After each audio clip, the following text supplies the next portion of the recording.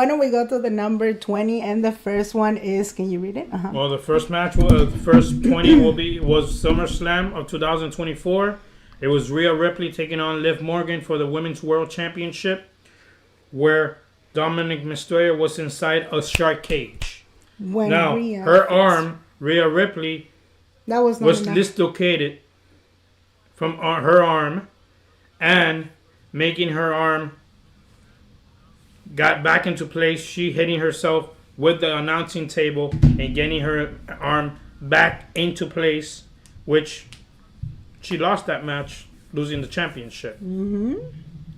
But Dominic Mysterio was interfered and helping Liv Morgan winning the championship. Exactly. And that was the moment we put in top 20 because, I mean, nobody was expecting to see Rhea Ripley in such a moment. Like, when we were streaming, right, and we were reacting, we were in shock because we thought it was kind of, acted, right?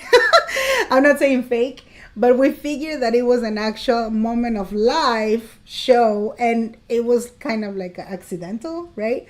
And it was Rhea Ripley in the middle of, I don't know where. Then she was fixing her arm because, apparently, how do you explain this? I mean, was it broken? Was it what? It opened the muscle? Dislocated. That's what she put it back into place. Yeah. Exactly. I mean, it was crazy to see that moment at SummerSlam, because believe it or not, it was a historic moment for Liv Morgan and Rhea Ripley, because it was the championship. So I even remember the moment that Liv Morgan kind of reacted, like, what's going on? Like, are we going to continue or what? And it was a special moment, again, shocking, okay? Because it was like a kind of accidental too. But you notice something, that Rhea Ripley, in any sense, at any moment, we've never seen her like in pain, She's like a very solved problem, let's call it like that, a problem solver, sorry. Right, that's the word. And that's the moment when we see a different side of Rhea Ripley fixing her arm, let's call it that way. Right, the following one, it's number 19. It was Bianca Belair and Jade Cargill defending the World Tag Team Championships for the second time. They retained the tag team titles for the second time, getting that championship. Right now, Jade Cargill is not there. Now we have the new tag team champions of Bianca Belair and Naomi. So that match was great to see. And that match, I think it was I don't remember what match that was. Yeah, I don't remember which one was the pay-per-view. I guess it's passing Bash in Berlin. They passed Bash in Berlin, kind of. But it was kind of shocking because I would say from this match specifically, like, nobody was having any type of faith, let's call it that way, right? And Bianca and Jade Cargill, they were going to get another chance because, I mean, the Unholy Union was supposed to be in charge at that moment, right? And if you think about it, again, it's super weird that, like we were mentioning in another live streaming, like Triple H can give a second chance to the actual tag team or another solo wrestler, unless there's something special with the storyline, which is, that's the reason when they get the titles back again, right? Kind of like the example of this guy, Braun Breaker, right? Isn't it? So number 18, we chose Seth Rollins being the special guest referee at SummerSlam once again, between Drew McIntyre and CM Punk in that match.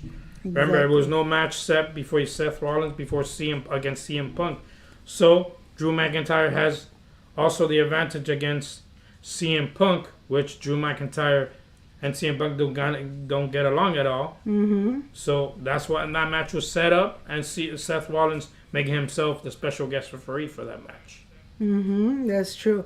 And something that it really caught my attention about that moment, it was that, I don't know, but me personally, I've been watching this show like from 2018, like I mentioned before, and I don't know, I've never seen an actual special guest referee, and in this case it was Seth Rollins.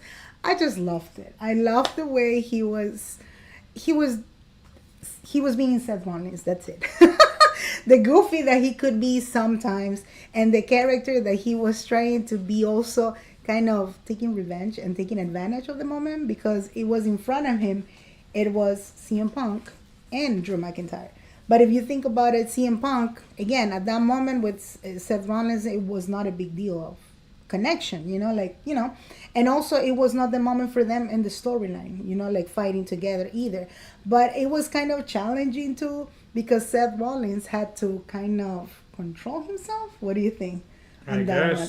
Yeah, it's not that he didn't defend himself when they were trying to disrespect the referee, that it was Seth Rollins. But I think it was kind of challenging because you're supposed to keep your profile as an actual referee, right? I mean, you know what I'm saying. The number, which one? Number 17. Tiffany Stratton winning the Money in the Bank ladder match. Yeah. And this match was on a pay-per-view, which I don't remember where it was either. It was... Oh, Money in the Bank. Sorry. No, because they put that match on other pay-per-views as well. Well, apparently it was Tiffany Stratton and Money in the Bank. Getting the victory. Now still has the briefcase with her. We don't know when she's going to cash it in. But she's just waiting for the perfect moment to do it. Exactly. I mean, something that you cannot deny about Tiffany Stratton right now at this point is that I'm not saying she's supposed to be kind of like all the wrestlers, women wrestlers, but I guess people were expecting like she has to play around with that suitcase just the same way Damian Priest was doing it before last year, And Damian Priest, he had to cash it at the end of the day at WrestleMania. He did not do it any other day. So I think she should. I'm not saying she's going to do it, right? I think she should cash that suitcase in WrestleMania. Following one is the number 16. This was a triple threat match for the Intercontinental Championship. Braun Breaker defending the championship against Sheamus and Ludwig Kaiser. Sheamus getting the victory, still becoming the champion. Good match to see, great pay-per-view, but you still retain the championship and you're still champion continuing the year. Exactly. I mean, we have to understand something. Braun Breaker, it's been for how many years already? He's been in this business in WWE? I would say about 5. 5 years. And something that I really love the most is that you could have seen the process, right, that he's been in. Because did he start on Level Up or NXT only? NXT directly. Oh, really?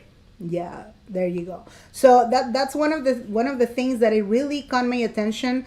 Seeing... No, we're not Puerto Rican. You're Puerto Rican. No, we're Puerto Rican. No. Half Cuban and Peruvian. That was funny. Yeah. But again, something that it really caught my attention is that Braun Breaker had demonstrated a whole thin evolution, even though he's been so compared with his uncle, right? Because, again, his uncle, what's his name again? Scott Steiner. There you go. He got all the techniques and everything that you could imagine. And it's been, I would say, like really, really interesting to watch. Number 15 is... This for the United States Championship. LA Knight against Shinsuke Nakamura. But in this match, Shinsuke Nakamura... Yep. No, sorry. It was a Shinsuke Nakamura? Yes, it was. No, it was a Logan Paul. I remember now. SummerSlam? Yeah, at SummerSlam. It was Logan Paul losing. I just remember. Losing, LA Knight winning the match and retaining the championship.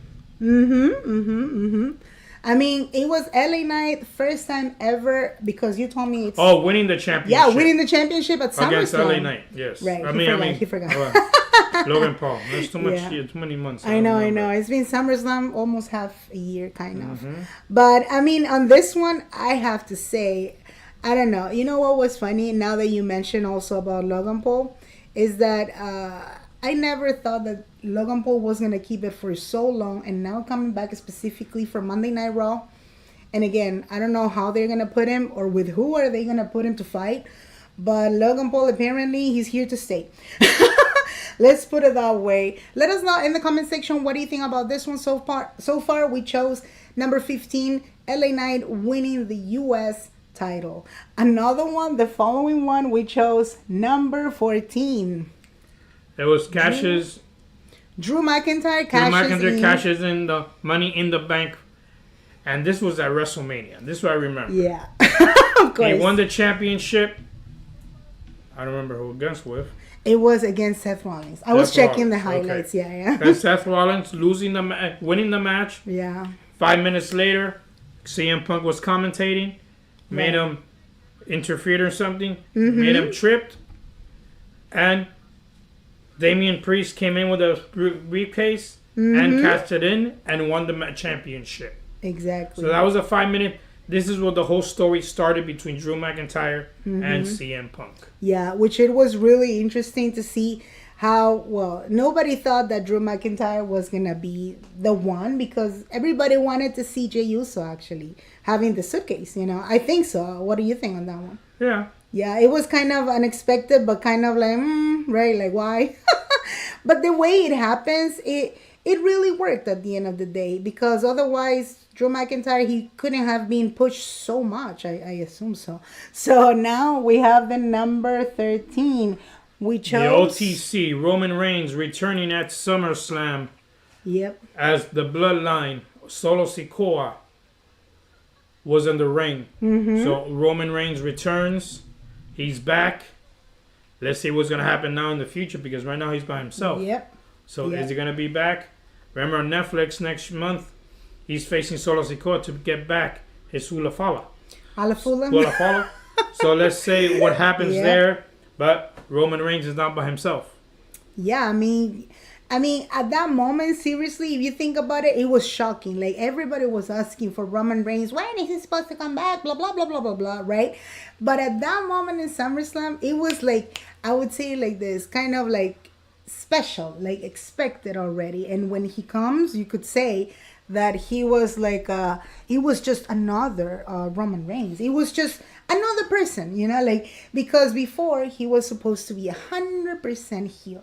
And now he's coming back as a face, which before you told me, right? Kind of, he used to be like that. I'm not saying completely, but in the Shield, he was kind of heel or kind of what? No, Shield, they were half and half, I would say. Oh, they were half and a half? Mm-hmm. Oh, there you go. So that's what we saw on the number 13. The following one, we chose number 12. We go Randy Orton and Gunther at Bash in Berlin for the World Heavyweight Championship. Gunther's handshake, Bash in Berlin. And the handshake. Yeah. Well, that match, Randy Orton lost it. Yep. But at the end, respect by Randy Orton and Gunther giving each other the hand. Yep. Saying what a great match it was. Yeah, it was interesting to watch. But I think at that moment, if you think about it, it was the moment that Gunther, I'm not saying it that he's respecting all the megastars. It's just like he thinks he can kind of acknowledge certain wrestlers. Something that you cannot deny about Gunther. I don't know. Let's put it this way. He's too proud, you know, like for him, there's nobody who can beat him, right, at this point, until right now. But at that moment, he kind of admitted that Randy Orton trespassed his expectations. That's the reason that they did the handshake. And some of the things that you told me, right, like, you don't give a handshake just like that, isn't it? No, that's a respect for a handshake. So. Exactly. The following one, we have number 11. The Rock returns at Bad Blood with a message saying the 4 numbers. 4. That means that was for Survivor Series War Games. Mm-hmm. But he said 4, but after that, it changed back to 5. Yeah, which it was kind of weird, isn't it? It was 4 on 4, but it changed 5 to 5. That means they were playing with us. They were playing with us because first they make us think that everybody thought it was 4. The Rock returning or whatever, you know? Exactly. But not anymore. But not anymore. It did not happen. I mean, the following one is number 10. Jimmy Uso returns at Bad Blood. And he attacked what? Solo Sikoa, I think it was? Well, yeah. It was just the fact that Jimmy Uso was returning. It was shocking. After 5-6 months being out with an injury with his own brother, Solo powered him through a table. Mm-hmm. He returns after 5-6 months, returning Jimmy Uso to attack his brother. Exactly. And Jimmy Uso, where right now, is back on injury list. Yeah. With a toe. Exactly. On his toe, broken toe. Which is kind of, it's kind of shocking. We'll see when he'll be back. Probably next year he'll be back. Yeah, it's just...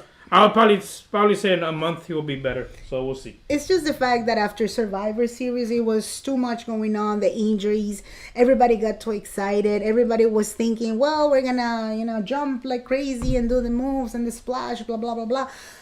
But for Jimmy Uso, apparently did not work. Okay, it was supposed to be his toe specifically, right? Yeah. So now it's supposed to have another injury, like you mentioned. And probably he comes next year, specifically, probably after a month.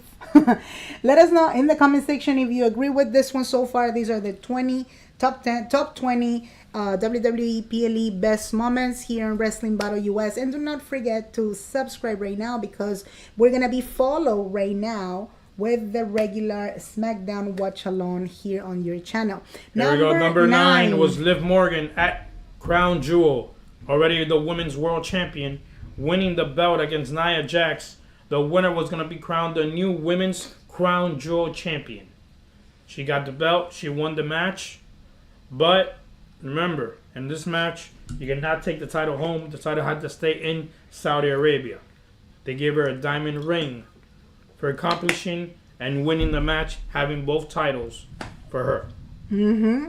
I mean, I just loved it. I love the fact that Liv Morgan, she killed it on that match. Believe it or not, I guess most of the people were chanting or believing that Nia Jax was going to be the one, and also Gunther on the other side. But it was kind of shocking because we've seen already Becky Lynch with 2 belts, yes, but we've never seen Liv Morgan with 2 belts ever.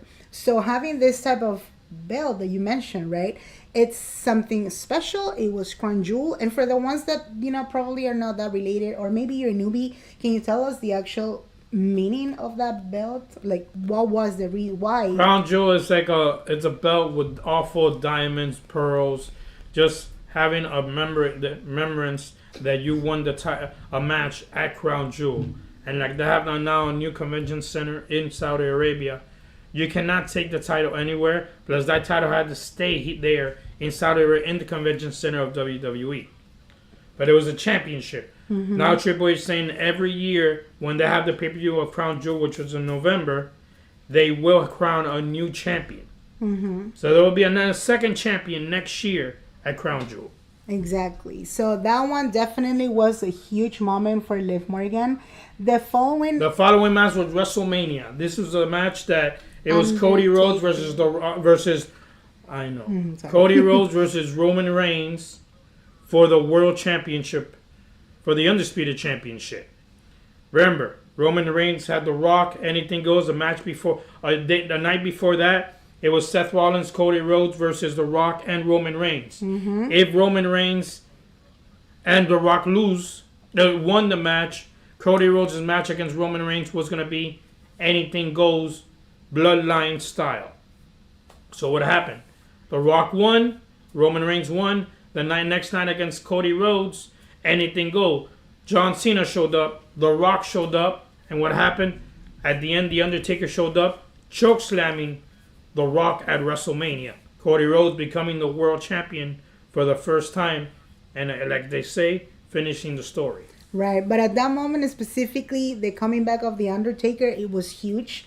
That was the actual moment that we chose. Both men who were semi-retired. Exactly. Well, I will say The Undertaker's retired completely. Right. The Rock is probably semi-retired. Right, exactly. But both are retired from wrestling. They don't wrestle anymore, but they're like celebrities now when they call them. Exactly. So in this case, it was a special event. That's the reason that they were called. And again, if it's your first time right now here on this channel, go ahead and like this video, subscribe right now, because we're coming back. This is followed by the Smackdown watch along, and we welcome you right now. We were talking about the top 20 again, best WWE PLE moments, and we have number 7. John Cena announcing and confirming his retirement next year of 2025. Doesn't mean he's going to retire in January. That means he's going to be his last year. Next year will be his last year of wrestling. So he's going to show up at Elimination Chamber, probably the Royal Rumble, probably his last WrestleMania of 2025. So it will be his last year of John Cena as a wrestler, as retiring from WWE.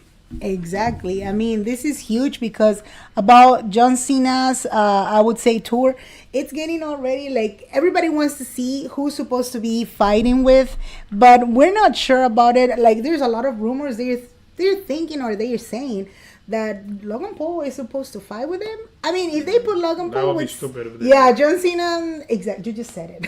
That would be stupid, actually. But that's what they are putting right now in the media. Can you believe that? I will say Randy Orton, but okay. I would put other wrestlers too. You're totally right on that one.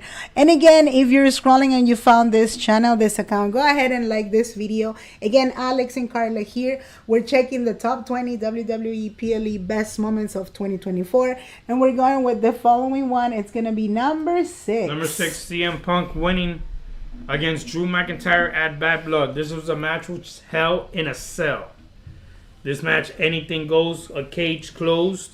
CM Punk getting the victory with slamming a toolbox on top of Drew McIntyre's face, head, getting 16 stitches. At the end, CM Punk getting his victory. Supposedly, this was the last match between these two at Bad Blood. And it was, kind of. Yeah. The following one, number 5. Number 5, World Heavyweight Champion Gunther. Gunther, the new heavyweight champion because of Finn Balor. So that means Damian Priest losing the World Championship at SummerSlam against Gunther. Why? Because Finn Balor got interfered. Making Damian Priest lose, making Gunther world champion, which he still is over 5 months ago. So we have the new champion, Gunther. Yep, and I guess we put pretty much number 5 because nobody was expecting to see Gunther in reality. We saw him with the Intercontinental Championship for 1 year almost, but nobody was expecting to see him as an actual champion of the World Heavyweight. Number 4. Number 4 with the Bloodline was a Survivor Series. This was a 5-on-5 War Games match. The Bloodline, Solo Sikoa, Tama Tonga, Tangaloa, and Jacob Fatu with Bronson Reed. That was the 5th man against Jimmy and Jay, the Usos, Roman Reigns, Sami Zayn, and the 5th man who nobody thought it was going to be, Paul Heyman announcing CM Punk. Exactly. Being the 5th man. And actually, all those 5 men, CM Punk and their team, winning the match at War Games against Survivor Series. Exactly. Number 3. Number 3, Dirty Dom. Dirty Dom betrays Rhea Ripley at SummerSlam. This was a match. It was for the Women's World Championship, making Liv Morgan winning the World Championship. Exactly. And Dirty Dom betraying her, giving the kiss at the end, making Rhea Ripley think it was all a game. I mean, believe it or not, this was the moment of I don't know, between soap opera or best acting ever, because again, it was a betrayal. It was a championship in the middle, and it was, Rhea Ripley losing something special. I'm going to say it like this. I don't know if we should call it a special because we've never seen Dominic Mysterio kissing Rhea Ripley in the actual storyline. So it was a moment of losing everything in the middle of SummerSlam for Rhea Ripley, but winning everything for Liv Morgan. So that's the reason we put number 3. And number 2. Number 2, Damian Priest cashing in the Money in the Bank briefcase at WrestleMania. Like we said, Drew McIntyre less than 5 minutes. CM Punk tripping him, making his main move. Damian Priest was a great opportunity, cashing in his briefcase, winning the World Championship for the first time. Yeah, and believe it or not, this was, I would say, like, it was shocking. It was perfect. It was perfectly fit. Like, Damian Priest had to cash this whole thing because at the end of the day, I mean, again, this guy, Damian Priest, he was waiting for the moment, but if he passed the year of it, right, of the suitcase, it was going to become too boring if you think about it. So it had to happen already. And the number 1. And the final, Cody Rhodes finishing the story, becoming world champion. And it's going to be already almost a year. It's about 10 months he's been world champion. Well, not world champion, undisputed WWE champion for Cody Rhodes. Having the victory, nothing that his dad or his brother could do. He finished the story, becoming champion. He's still champion. So hopefully he'll become champion for a long time. Exactly. Let's see where it goes. But Cody Rhodes making a story and finishing the story. Exactly. I mean, definitely for number one, I mean, having Cody Rhodes finishing the story, I think it's been kind of extra challenging for somebody who's been, how many years already? And in WWE before, I meant to say. Well, Cody Rhodes has been over 20 years, I would say already. About 18 years from there. Yeah. He started off since he was 18, 19 years old. He started specifically in WWE? No, he started in another company. Oh, but then his father brought him to WWE. And he left after a while, went to AEW, was for like 3 years in AEW, and came back about 2 years ago to WWE. Oh, I thought he was like 5 years on AEW. No, about 3 years. Okay. Well, he took some time off after he left WWE, like a year off. Yeah, because I heard he was working in the independent store. Yeah, he was an independent. Right, he was like an indie. He made his own school and everything. Exactly. And got into AEW, then came back. So. Right, exactly. But he's doing great for now. Yeah, I mean, definitely, this is huge for, again, Cody Rhodes. So we put Cody Rhodes. I'm going to put it here in the Cody Rhodes for when as a champion, finishing the story. Okay.